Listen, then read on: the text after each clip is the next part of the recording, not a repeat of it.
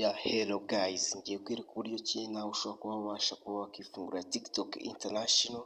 TikTok ifite aka kantu ka balance, TikTok ihemba.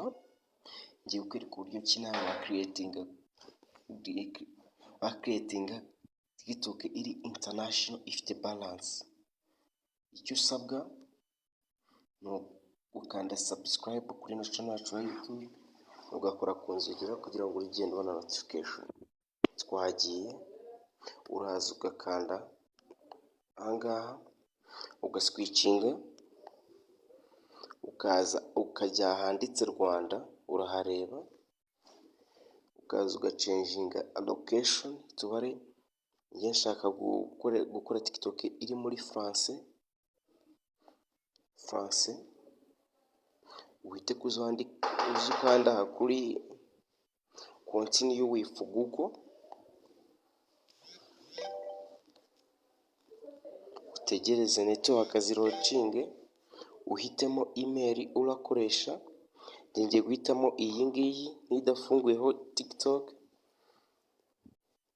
ntegereze birocinge. Aha baranza gusaba gushyiramo umwaka, nshyiremo gutya, si ngombwa igihe wavukiye. Utegereze birocinge, utegereze, ugume utegereze.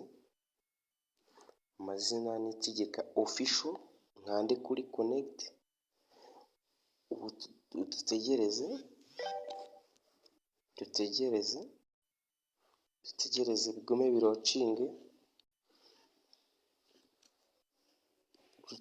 bigume birocinge, uzukande hano kuri profile, uzukanda hano hejuru. Urabona ko TikTok yacu yabaye international.